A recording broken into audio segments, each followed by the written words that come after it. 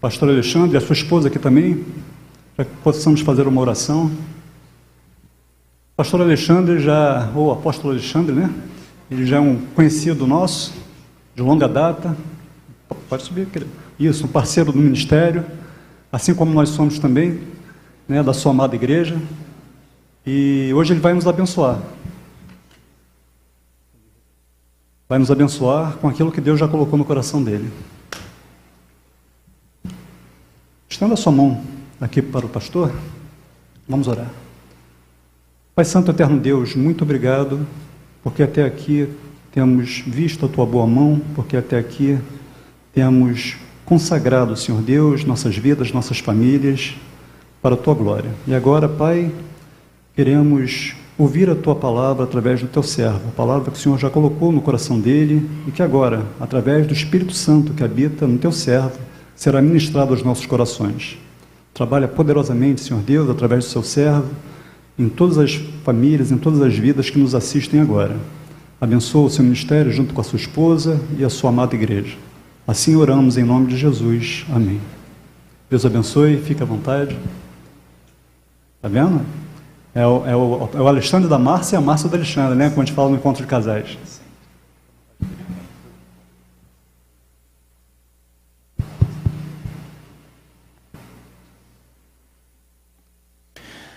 Shalom, amados, bom dia. É bom estar aqui com vocês mais uma vez, trazendo um abraço no nosso Ministério Vida e Vitória, né? E é muito bom poder compartilhar com os irmãos esse momento tão especial de cultuar ao Senhor, principalmente em família, né? Onde isso tem se perdido, né? Esses valores, esse princípio tem sido esquecido, abandonado. E eu agradeço a oportunidade de abrir, Paulo, esse mês da família. Muito obrigado pela honra que vocês me dão para que isso aconteça, tá? Espero que você abra o teu coração, também o seu espírito, para que a palavra do Senhor possa ser acolhida de maneira muito especial. Já quero avisar que eu quero reduzir a minha palavra em pelo menos aí uns 5 minutos, para poder ouvir essa canção de novo. Acho que eu não estou sozinho nisso aí não, né? Mais pessoas levantaram as mãos. Então, a irmã Carolina, né? É isso? Carolina, não sei. Esse irmão pianista, meu Deus amado, glória a Deus, né? Top demais. Glória a Deus pela vida de vocês. E queremos ouvir de novo, né? Essa canção aí Vou usar um pouquinho do meu tempo para poder a gente ouvir mais uma vez essa canção tão maravilhosa, como sentimos a presença do Eterno em nosso meio com essa canção tão esplêndida. Claro que todas as canções têm falado aos nossos corações, mas eu creio que com essa melódica foi algo assim muito fantástica, muito maravilhoso. Glória a Deus por isso. Então, vamos lá, vamos colocar aí o nosso texto de segunda carta a Timóteo, capítulo de número 3, 16, e aí a gente vai seguindo com o tema de hoje. Isso, muito obrigado, querido. Diz assim: toda escritura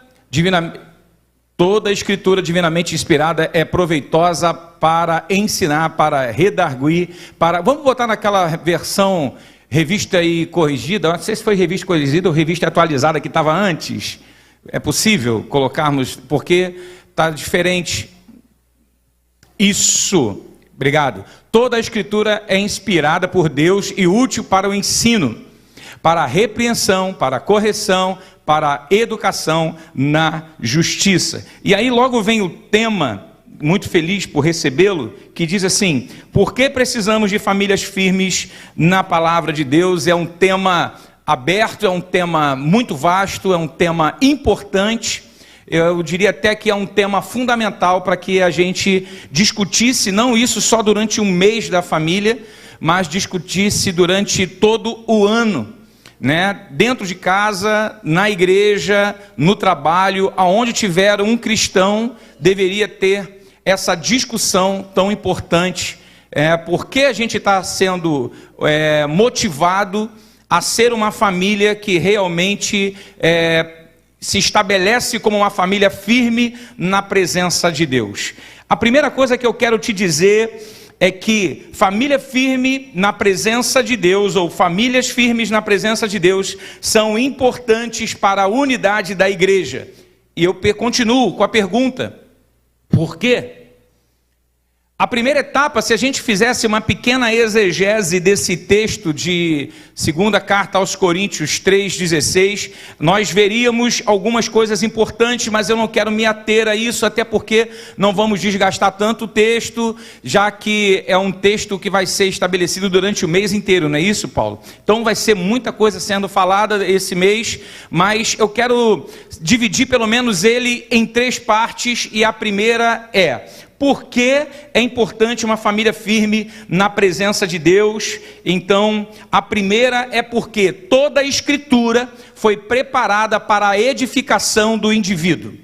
Toda a Escritura de Deus, tudo que Deus preparou, tudo que Deus demandou para que 40 pessoas escrevessem a palavra, mais de 40 gerações escrevessem a palavra de Deus no intervalo de 1.600 anos. Pessoas que não se conheciam, pessoas que nunca tiveram referência um do outro, continuaram ou corroboraram o texto bíblico para que ele viesse a se confirmar através dos seus escritos. Então foi um trabalho divinamente inspirado, trabalho divinamente criado, para que todo homem que crer na palavra, que viesse a crer na Escritura, fosse edificado. De Gênesis a Apocalipse, o principal intuito, a principal motivação de Deus é fazer com que o homem seja edificado. E a primeira etapa na edificação, no processo de se edificar alguma coisa, é o ensino. Precisa ensinar. Essa é uma etapa que muitas pessoas não querem mais observar ou firmar os seus passos. É uma etapa que muitas das vezes é pulada. As pessoas já se preocupam logo: não, vamos para a prática. Elas não se sentam mais, elas não conversam mais, elas não interrogam mais, elas simplesmente querem ir para a prática. A prática, ela é importante, mas o ensino te autoriza, tá? A prática, ela vai te aperfeiçoar ao longo do caminho, mas o ensino te autoriza. A Bíblia fala no livro de Lucas que Jesus crescia tanto na graça e também crescia no conhecimento. Por quê? Apesar de ser o Cristo, apesar de ser o Filho, apesar de ser o Messias, ele queria demonstrar que era preciso crescer também no conhecimento da palavra de Deus. Nesse fundamental patamar, para que seja edificado alguém ou alguma coisa. É importante a gente saber que no processo de edificação, autorizações são dadas. O que o pastor Paulo falou aqui ainda agora, de algo que me chamou a atenção, quando antes de você colocar o vídeo, você falou que é praticamente uma luta contra o inferno. E por quê? Porque o diabo não está, escuta o que eu vou te dizer, o diabo não está mais preocupado em tirar pessoas da igreja. Ele não está mais preocupado com isso. Ele está preocupado em tirar pessoas capacitadas da igreja. O diabo está preocupado em tirar pessoas autorizadas na igreja. Ele está preocupado em tirar pessoas gabaritadas do altar. Nunca se viu tanta gente pregando, mas nunca se viu tanta gente sem autorização do ensino para pregar. E por isso pregam o que não sabem. E por isso pregam o que não vivem. E por isso pregam o que não é o correto.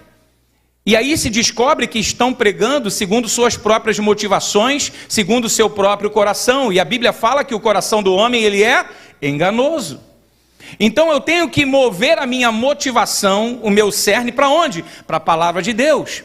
Satanás não está preocupado com que você não venha à igreja. Satanás está preocupado em tirar pessoas capacitadas do altar. Porque ele sabe que tirando pessoas capacitadas do altar, o ensino não é liberado. A palavra não é liberada. O ensino não é dado. Então não adianta termos 1000 igrejas que não ensinam. Nós precisamos voltar à admoestação ou a a colocação correta do que é o ensino da palavra de Deus. E eu glorifico muito a Deus por essa igreja, porque essa igreja tem saído dos conformes da normativa geral, onde se tem uma palavra, uma frase apenas, e essa frase é uma frase motivacional, emocional, e não tem resultado evangelístico real, firmado na palavra, na Santa Escritura do Senhor Jesus. Essa igreja tem se preocupado durante anos em pregar o verdadeiro evangelho, em ensinar, e isso é maravilhoso. Esse mês é um mês mais do que você simplesmente sentir a presença de Deus, porque muita gente pode sentir a presença do Senhor, mas poucas pessoas aprendem com a presença do Senhor.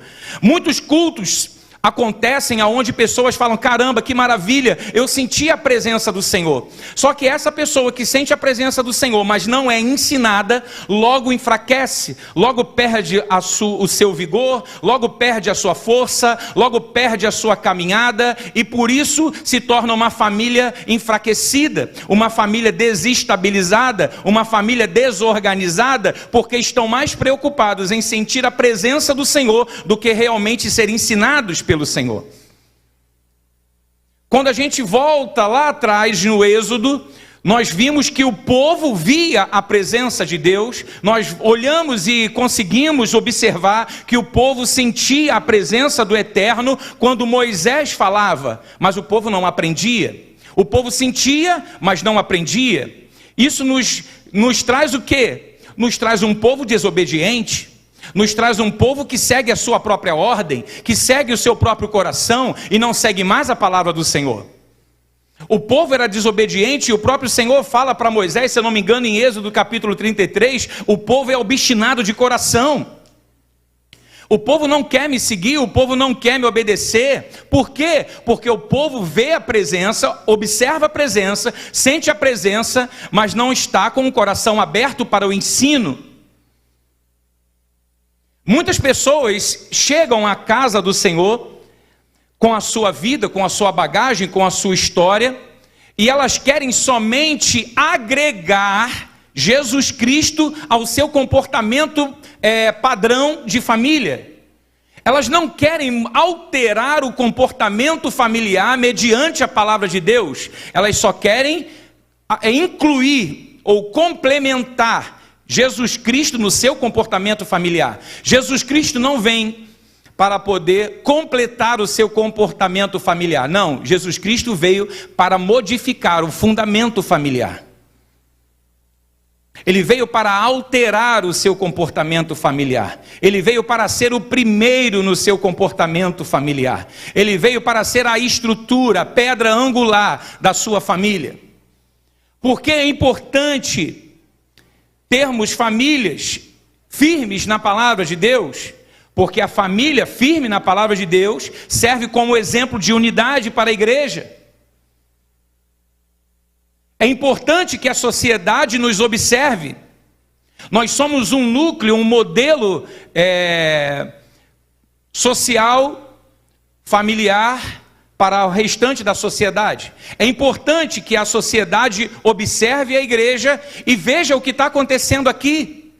Que coisa fantástica foi esse culto, e parabéns pela organização, a vocês por essa celebração ao Senhor. Que coisa fantástica, onde nós abrimos adorando ao Senhor, onde levitas entoaram ao Senhor, guerrearam ao Senhor. A Bíblia fala no livro de Salmos que enquanto Davi lutava com a espada, ao mesmo tempo que ele lutava com a espada, ele também guerreava. Ou seja, guerrear, mas não no sentido mais físico, mas sim espiritual, com a sua harpa, dedilhando louvores ao Senhor. Então, enquanto esses levitas estavam cantando, entoando louvores ao Senhor, isso molda um padrão para a sociedade que está disposta a aprender diante do Senhor. Quando a Bíblia vai falar também que ensina, pois, o teu filho no caminho que ele deve andar, é exatamente isso. A importância de falar: filho, vamos, filha, vamos para a casa do Senhor. E lá nós vamos observar qual é o modelo necessário para a nossa vida. Porque a igreja é uma unidade, mas a família é uma unidade ainda menor do padrão familiar. E aí você precisa observar ao ponto de falar assim: caramba, que legal, que maravilhoso estar na presença de Deus. E quanto, num momento específico aqui, na hora que subiram a palavra do Senhor, colocaram aqui no púlpito, enquanto as crianças cantavam, que coisa gloriosa, que coisa maravilhosa, como fui edificado. Cadê o menino que eu não sei o nome? Qual é o seu nome, meu jovem? Isaac, profético, Isaac. Cara, você é um menino espetacular na mão de Deus. Eu quero muito, muito, muito voltar e ver você cantando de novo ao Senhor. Que coisa espetacular que foi. Se o meu coração se alegrou, eu imagino o coração de Deus ao ver você aqui adorando ao Senhor Jesus Cristo. Toda honra e toda glória seja dada ao Senhor Jesus. Que você siga o exemplo. É seu filho? Que você siga o exemplo do seu pai. E crianças, sigam o exemplo do Isaac. Que coisa maravilhosa que foi. Meu Deus do céu. Mas enfim, é um modelo familiar. Vocês observaram isso? O poder que tem isso? Esse é o poder que Cristo quer que você carregue. Por quê? Porque é importante para a igreja. É importante para a igreja que você traga o seu filho como você tem trazido até a casa do Senhor. É importante que você fale: filho, olha só que importante. Olha só que legal. Esposa, olha só que importante. Marido, olha só que importante.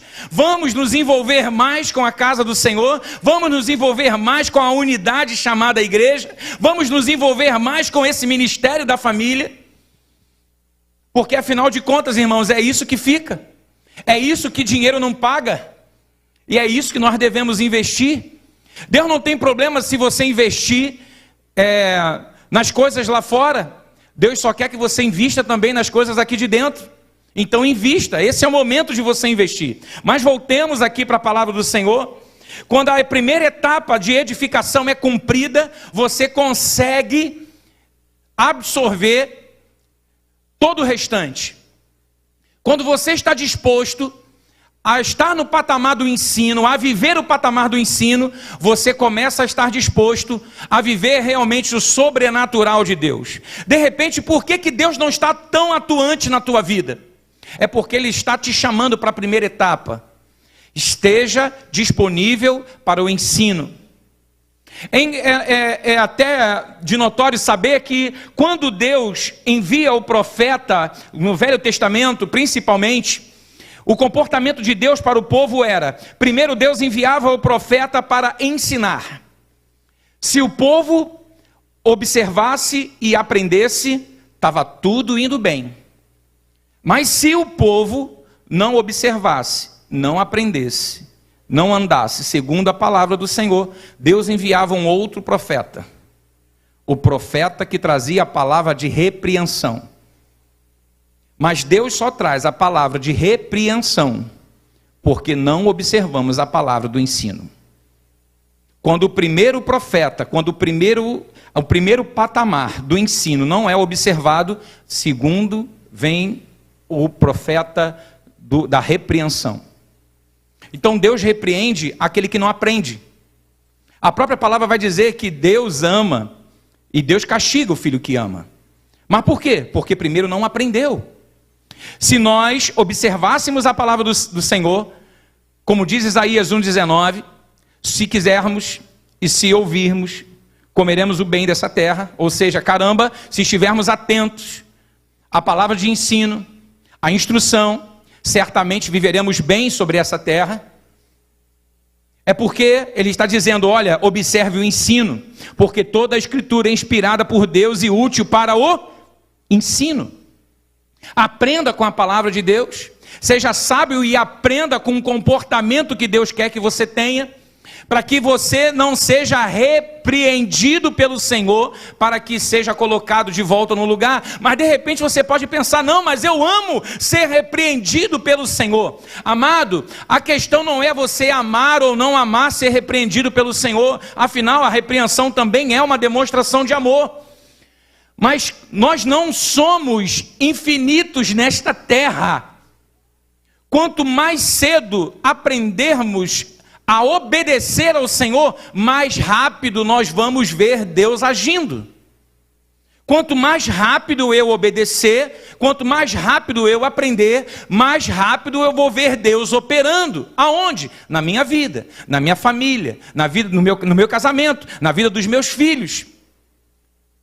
Se eu aprendo e logo ponho em prática, ora, o Senhor está vendo a minha prática, o Senhor está vendo o meu aprendizado, o Senhor está vendo o meu interesse e o Senhor corresponde, porque o Senhor vê o nosso agir. Amém? A Bíblia nos mostra um modelo de ensino aprovado por Deus. Sim, nos mostra. E eu quero começar falando lá no Velho Testamento, falando de Gênesis capítulo número 5, o versículo 25, se eu não me engano, 25 e 26. Você pode projetar para mim aí? Gênesis 5. Se eu errar, eu tento lembrar depois. Pode ser nessa mesma versão aí, por favor. Gênesis 5. Versículo 25 e 26, diz assim: os dias todos da vida de... 25, obrigado. 25? Ih, Jesus. Bota 26. Tô doidão. Volta ao início de 5, por favor.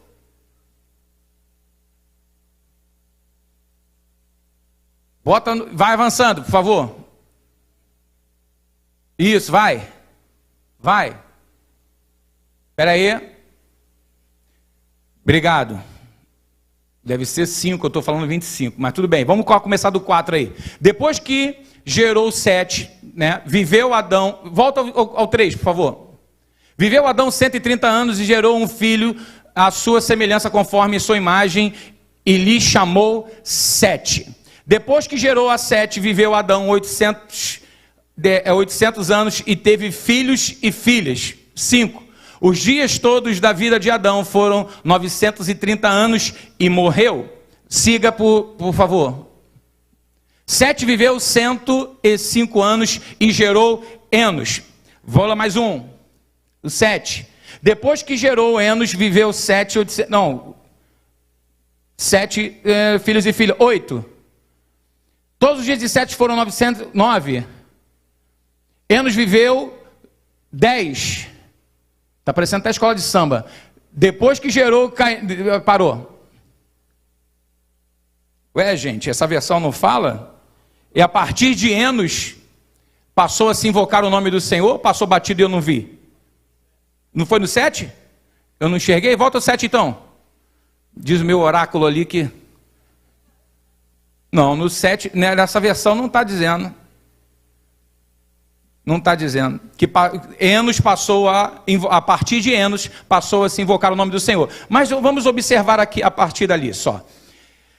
Adão tem 2 filhos, Caim e Abel. Caim mata Abel, todo mundo sabe disso. Beleza. O tempo passa e a poupança Bamerindos continua numa boa. Não, nada a ver. Oi? 4, caramba, tem até coro. 4:26, é isso, ó. Diz que a voz do povo é a voz de Deus, hein?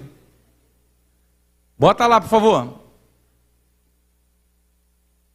Caramba! Obrigado, uma salva de palmas para Jesus, irmão.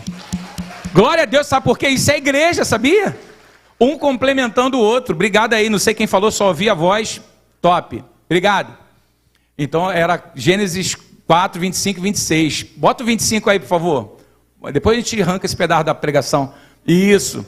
Tornou Adão a coabitar. Eita, coabitar com sua mulher. E ela deu à luz a um filho e pôs o nome de Sete, porque disse ela quem? Eva. Deus me concedeu outro descendente em lugar de Abel, que Caim matou. Vai. E a Sete nasceu-lhe também um filho, a qual pôs o nome de Enos. Qualquer semelhança com sal de fruta é mera coincidência. Daí começou a invocar o nome do Senhor. Glória a Deus, achamos a passagem. Enfim, olha o modelo que já começa lá em Gênesis. Você conhece a história de Caim e Abel, né? Caim mata Abel, e Abel era o filho próximo de Eva, o filho que foi criado por Eva.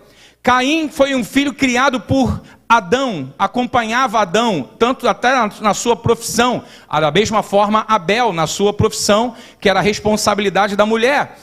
Então, Caim mata Abel e Eva fica sem seu filho. Ela faz essa expressão, nasce Sete, e ela fala, esse vai ser a restituição do meu filho que foi morto. Sete começa a viver, a criar e chegar na fase adulta, e logo tem o seu filho chamado Enos. E a Bíblia fala que a partir dali começou a se invocar o nome do Senhor. Sabe o que é isso? É um modelo familiar que agrada a Deus. A mulher ensinando o seu filho como buscar e agradar a Deus. Eva ensinando o seu filho a como agradar a Deus. O primeiro agradou, que foi Abel, mas foi morto. O filho criado e educado por Adão não conseguiu agradar a Deus, e nem a ouvir a voz de Deus. Mas perceba que antes ele está na presença de Deus, Deus fala com ele, mas ele não está disposto a ser ensinado por Deus. Ele ouve a palavra de Deus, Deus fala com ele, olha, Caim, o pecado bate a porta, cara. Se você não ouvir, você vai arrebentar com tudo. Mas ele não, com o coração obstinado, ele não segue a orientação de Deus, a instrução de Deus. Quem não segue a instrução de Deus tem que estar preparado para dor, miséria, morte e sofrimento. E é o que aconteceu com Caim. Mas Abel foi tirado de Eva, e depois ela teve Sete. E ela falou, caramba, esse agora é a restituição do meu filho que foi tomado. E ela educa Sete do seu jeito. E o jeito que ela criara Sete foi o jeito que Deus aprovava. Sete agora, um homem de Deus, tem um filho. Esse filho passou a agradar a Deus, o discipulado chegando. Sabe o que é isso? É o poder do discipulado. É isso aí, Isaac, é o poder do discipulado. Por isso que você não desistiu, por isso que você continuou, mesmo com certos temores você persistiu. É o discipulado. Às vezes parece que a gente não vai aguentar, às vezes parece que a gente não vai suportar. Mas quando você segue o modelo que Deus gosta, o modelo que Deus criou para você, e você está sendo discipulado, querido, grandes coisas da parte de Deus estão por vir. Coisas extraordinárias da parte de Deus estão por vir na tua vida. Sabe por quê? Porque você está no modelo que Deus colocou para você. Quando a Bíblia já vai falar isso para a gente em 1 Coríntios capítulo 1, 13, pode colocar aí, em nome de Jesus vai dar certo. 1 Coríntios 1, 13. Apóstolo Paulo vai trazer algumas considerações à igreja de Corinto. Olha só, ele diz assim, acaso Cristo está dividido? Foi Paulo crucificado em favor de vocês? Ou fostes porventura batizados em nome de Paulo? Paulo está pregando agora para a igreja de Corinto, uma igreja que estava se dividindo. Uma igreja que não observava alguns preceitos, alguns fundamentos que eram importantes. E essa igreja, a Bíblia própria fala que Jesus diz que a casa dividida não subsiste. Então Paulo está ensinando a igreja, porque uns estavam dizendo eu sou de Paulo, outros de Apolo, eu sou de Cristo. Irmãos, somos todos de Jesus. O nosso modelo é Jesus. O nosso modelo é o Senhor. O nosso modelo é a palavra. Se sair da palavra, pode ser bonito, pode ser elegante, pode ser charmoso, não interessa, o que interessa é a palavra. A palavra de Deus é o nosso molde. Ela é o nosso modelo de vida e fé. Sem ela, você não consegue exercer um modelo suficientemente capaz de transformar a vida de uma pessoa. E Paulo está dizendo, olha, cuidado. Porque apesar, em algum momento ele vai dizer, olha, sede meus imitadores como eu sou de Cristo. Ele está dizendo, olha, olhem para mim. Mas para vocês vão olhar para mim, eu sou translúcido. Porque o mais importante não sou eu, é Cristo. O alvo é Cristo. O modelo é Cristo. Apesar dele atrair os olhares, ele fala, olha, olhem para mim e vejam Jesus. Olhem para mim e vejam Jesus Cristo. Se vocês olharem para mim, o meu comportamento não modelar Jesus Cristo, tem algo errado. O carisma pode ser legal até um certo ponto, mas não sustenta. O que sustenta é Jesus, é o Espírito Santo. Então todo aquele que está no Senhor tem que apontar para Cristo. Tudo que a gente faz, quer comais, quer bebais, ou façais qualquer outra coisa, a gente tem que fazer tudo para a glória de Deus. Somos translúcidos. Estamos no altar, mas quem fala é o Espírito. Estamos com a vida exposta, mas o nosso modelo é Jesus. Se não for assim, não é interessante para a igreja. E Paulo está falando isso para a igreja de Corinto, cuidado. Porque para vocês permanecerem, vocês precisam ter o modelo de Jesus. Eu vou citar ainda alguns tópicos de Corinto, da igreja de Corinto, mas a gente vai seguindo aqui. A segunda coisa que eu quero te dizer é, famílias firmes na presença de Deus são importantes. Para quê? Para a santidade e o bom testemunho da igreja. Quando a gente volta à gênese de tudo, a gente vai ver ainda na genealogia de Adão, um cara que a gente tem pouco texto, pouco conteúdo, mas que tem muita especulação, muita informação sobre ele, que é Enoque. A Bíblia fala pouco desse cara, mas fala o suficiente para que a gente olhe para ele como um modelo. Fala assim, caramba, eu preciso buscar a Deus como Enoque buscou. Em algum ponto da sua vida, Enoque olhou com um olhar diferente para a sua história. Sabe, irmãos, é muito comum olharmos para frente. É bom isso.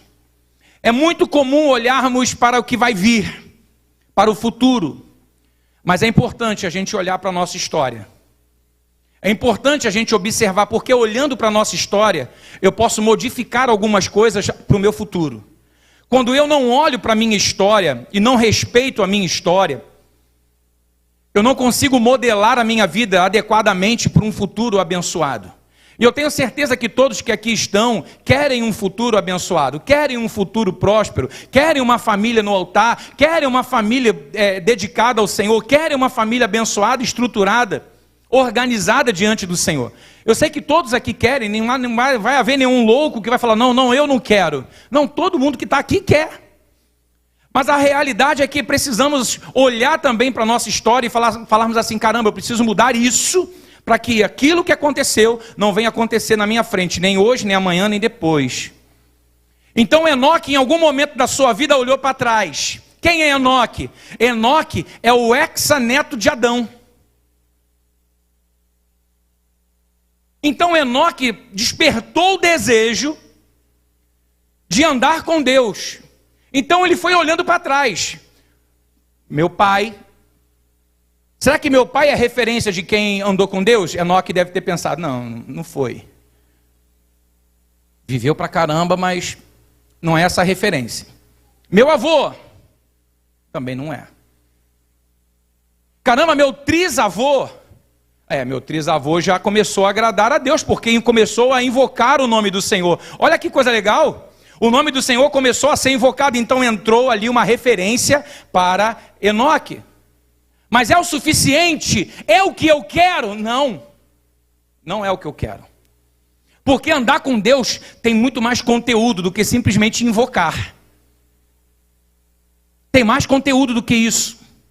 Eu preciso ser ensinado, ainda estou no ensinado. Eu preciso de ensino. Então eu imagino Enoque com um propósito.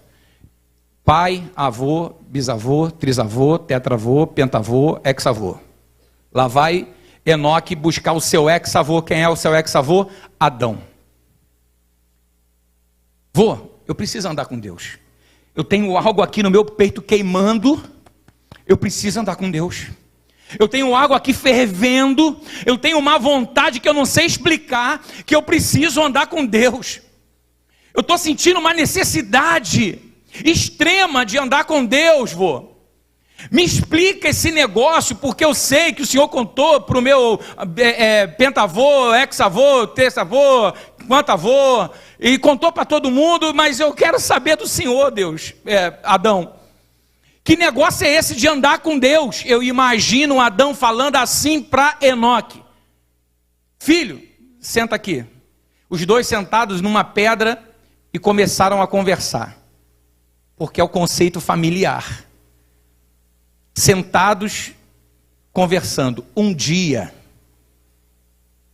o Senhor, obrigado meu filho, caramba, Deus te abençoe.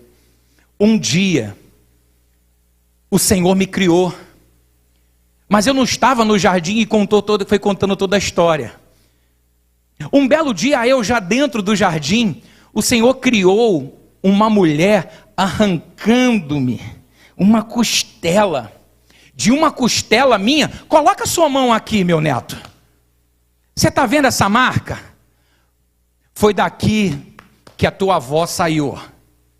Foi dessa costela. Foi daqui que ela foi tirada. E ela foi uma mulher fantástica. Só que num belo dia, eu a abandonei o dia inteiro no centro do jardim. E onde eu estava? Eu estava preocupado com a saída do jardim. Eu estava lá nas margens do jardim. Eu não estava preocupado com ela no centro do jardim. Ela estava ali, do lado da árvore da vida e do lado da árvore do conhecimento, do ensino. Mas eu não liguei. Eu não me preocupei. E ela comeu do fruto. Me convenceu e eu comi também. E quando o Senhor chegou, a gente descobriu que toda a nossa santidade, estávamos vestidos de santidade, porque estávamos com Deus o tempo inteiro. E essa santidade nos foi tirada, porque desobedecemos ao Senhor.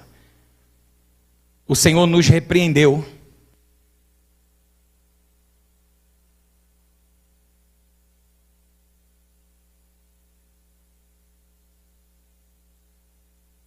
Amém. Nos colocou para fora do jardim. E agora do lado de fora do jardim, eu criei seus avós, Adão, Caim, Abel, depois Sete, depois Enos. Todos eles do lado de fora foram criados. Independente de terem sido gerados alguns dentro ou outros fora, não vem ao caso, foram criados todos fora. E agora aqui estamos. Nunca mais, Enoque, eu vi o semblante do Criador. Nunca mais ele pegou na minha mão e falou assim: vamos dar uma volta no jardim. Nunca mais ele virou para mim e falou: vamos comigo, para que você dê o nome às coisas que não têm nome ainda. Nunca mais eu vi o olhar dele. Nunca mais eu o senti sentado do meu lado. Nunca mais ele me deu um abraço. Sabe por quê? Porque nunca mais eu andei com ele. Sei que foi uma conversa muito nobre. E Enoque saiu dali impactado. Eu quero restaurar isso. E a Bíblia vai narrar para a gente que Enoque passou a andar com Deus. E por mais que a santidade tivesse sido tirada de seu ex-avô, de sua ex-avó, Enoque conseguiu restaurar a santidade, passando a andar com Deus. Isso nos mostra que se andarmos com Deus, o Senhor restaura a nossa santidade. E aí vira Paulo agora para a igreja em 1 Coríntios capítulo de número 11, vê no versículo 17 para mim, por favor. Aí mesmo em 1 Coríntios 11, 17. A igreja de Corinto foi uma igreja que recebeu muitas palavras de Paulo. inclusive a palavra sobre santidade, para que a gente venha aguardar a nossa santidade, para que a gente não tenha atitudes imorais, para que a gente não tenha os olhos mundanos e carnais. E ele diz: nisto, porém, que vos prescrevo, não vos louvo por... Nisto, porém, que vos prescrevo, não vos louvo, porquanto vos ajuntais não para melhor, e sim para pior. Paulo está dizendo nesse texto aqui no versículo 17, um texto que antecede o texto da Santa Ceia, que Paulo está dizendo para a igreja de Corinto: não sei se essa sua reunião, igreja de Corinto, faz mais bem ou faz mais mal. Eu estou na dúvida se vocês se juntam, e esse ajuntamento é bom ou é ruim. Sabe por quê? Porque não tem fruto. Vocês não respeitam os mais pobres, vocês não respeitam as pessoas que têm mais necessidade, vocês não respeitam as famílias que têm menos condições, vocês não respeitam as famílias que estão chegando, vocês se acham superiores. Paulo está dizendo: olha, cuidado, porque a santidade, ela te autoriza a se aproximar de Deus, porque sem santidade ninguém vê o Senhor, mas ao mesmo tempo, a santidade não te coloca num degrau superior aos outros.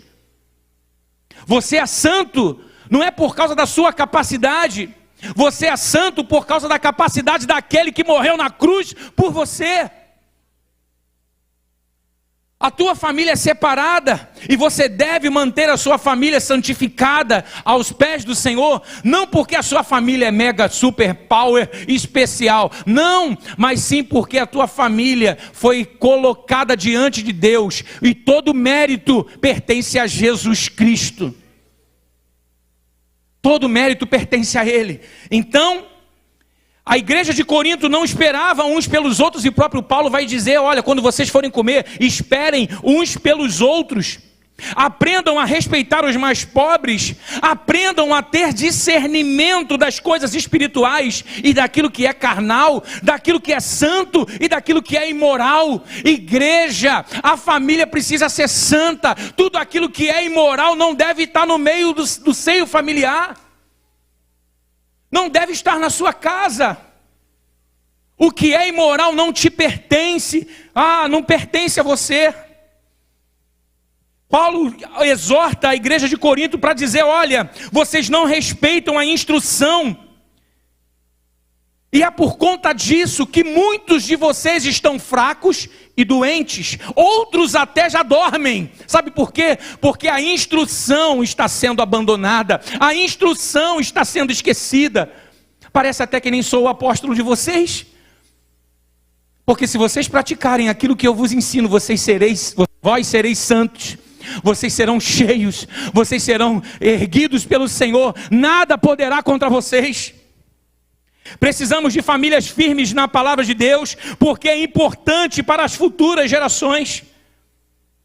E agora, Paulo, falando à igreja de Corinto, deu as seguintes orientações sobre proceder tanto para casados, quanto para solteiros, quanto para a virgindade, tanto do homem quanto da mulher, tanto para os viúvos, e até orientações sobre divórcio. Ou seja, Paulo deu instruções à igreja de Corinto para que a igreja fosse uma igreja de famílias felizes. Como felizes? Na prática do amor. 1 Coríntios capítulo número 13. Na prática do amor. Sem amor não tem como, irmãos. A gente precisa amar. A gente precisa restabelecer o padrão do que é o amor de Cristo na nossa família. Não adianta sermos uma árvore com um tronco oco. Não adianta. O tronco oco não vai suportar o vento forte. Uma raiz com tronco oco não vai suportar uma catástrofe, não suporta. Mas uma raiz bem firmada, uma árvore bem firmada, uma árvore bem fundamentada, estabelecida na palavra, ela permanece porque está em Cristo Jesus, está no Senhor. Então não mantenha o seu modelo de vida como uma família oca. Se a sua família for uma árvore, considerando essa analogia, que ela não seja oca. Como assim oca? O senhor não está querendo, o senhor não está sendo muito explícito, então serei rapidamente. Sabe por quê? Família oca é aquela que ora, mas não adora. Ou aquela que adora, mas não ora. Ou aquela que ora e adora, mas não é fiel. Não é fiel no seu dízimo, não é fiel na sua oferta, não é fiel com o seu tempo ao Senhor. É uma família oca. A gente precisa ser fiel em tudo, não numa parte. A gente precisa ser fiel em tudo. Sendo fiel em tudo, o nosso tronco é firme. Somos enriquecidos pelo Senhor, somos guardados pelo Senhor. Na nossa casa a nossa casa não pode ser seletista quando se tange a palavra de Deus. Isso eu creio, isso eu faço. Não, isso eu não vou fazer tanto. Isso eu não vou fazer aquilo. É claro que tirando em ressalva aqui, tá, irmãos? A família de iniciantes na fé. Eles estão aprendendo. Mas conforme a gente vai se estabilizando na palavra de Deus, a gente precisa cumprir a palavra de Deus em tudo que vai chegando. Eu vou aprendendo, eu vou aplicando, eu vou aprendendo, eu vou aplicando. A palavra vai chegando e eu vou aplicando. Por quê? Porque eu não preciso, eu não quero ser repreendido pelo Senhor. E se eu for, logo aplicarei a palavra do Senhor. Não fugirei dela. Paulo considera isso a igreja. E a gente cantou até aqui sobre Josué. Quando ele vai dizer em Josué capítulo 24, 14... Vocês escolham a quem vão servir. Porém, eu e minha casa vamos servir ao Senhor. Eu tomo uma decisão. Eu vou servir ao Senhor, mas não sozinho, eu e minha casa. Eu estarei com a minha casa servindo ao Senhor. Servir ao Senhor não numa pontualidade, mas num completo, estando em tudo, servindo ao Senhor em tudo. Então que você sirva ao Senhor em tudo.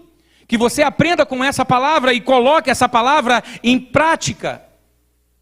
De repente você está olhando para a sua família e está pensando assim, não, mas a minha família está tudo bem. Alguns problemas, quem não os tem. Minha família está bem.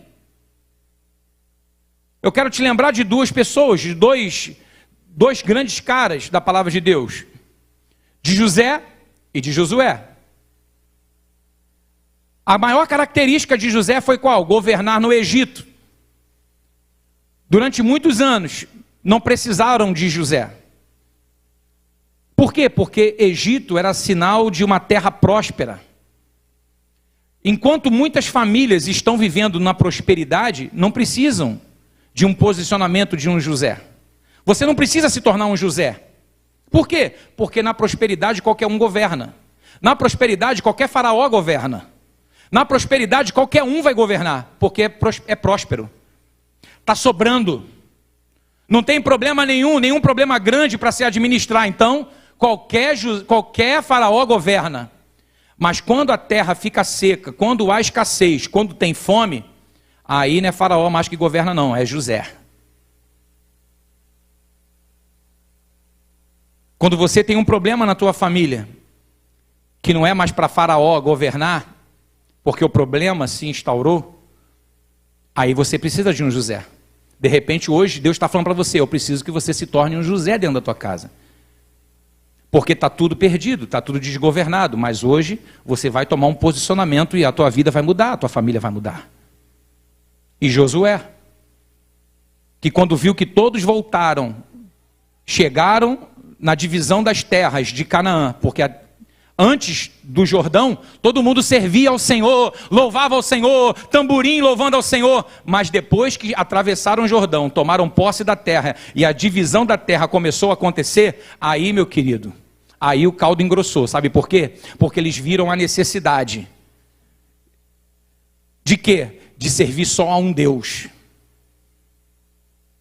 Quando tudo entra no normal, as pessoas tendem a voltar aos seus hábitos antigos. Foi o que aconteceu com o povo. E José repreendeu o povo. E aí entrou a repreensão. Escolham, pois, a quem vocês vão servir. Porém, eu e minha casa vamos servir ao Senhor.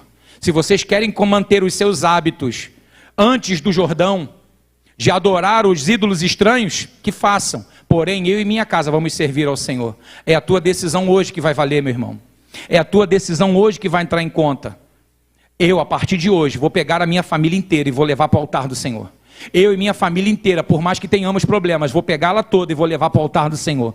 Eu vou entregar minha família ao Senhor, sabe por quê? Porque eu quero ser como José, governar a minha família no meio do problema, mas levar a minha família para o altar. Eu quero ser como Josué, que vai dizer, eu e minha casa vamos servir ao Senhor, não importa se eu estou no mundo caído, não importa se eu estou no mundo atribulado, não importa se meu trabalho é o inferno, a minha casa vai ser um pedacinho do céu. Você pode ficar de pé em nome do Senhor Jesus, amado? Eu quero orar por você, em nome de Jesus eu quero orar por sua família. Por favor, Caroline e meu irmão pianista, vamos orar em nome de Jesus. Pai, eu quero te agradecer por cada família que está aqui, Senhor. Eu quero te agradecer por cada casa que está aqui, Senhor. Eu quero te agradecer por cada pai que está aqui, por cada marido que está aqui, por cada mãe que está aqui, cada mulher que está aqui, cada filho que está aqui. Pai, em nome de Jesus, que teu poder, a tua glória venha se manifestar na vida dos teus filhos. Senhor, que este lugar seja conhecido como um celeiro familiar que te adora, que te busca, que te serve. Ah, Senhor, que eles venham, Senhor, a provar do teu amor e da tua glória, que eles venham aprovar e dizer que a casa deles servem ao Senhor. Deus, em nome de Jesus, que a tua glória e o teu poder nunca se afaste dele nem dela, que aonde eles colocarem a digital e a planta dos seus pés seja abençoado e que a família esteja no altar. Eles querem levar a família deles para o teu altar, Senhor. Então, em nome de Jesus, que este altar seja levantado por ele e por ela. Pai, em nome de Jesus Cristo, amém e glórias a Deus. Louvado seja o nome do Senhor Jesus Cristo.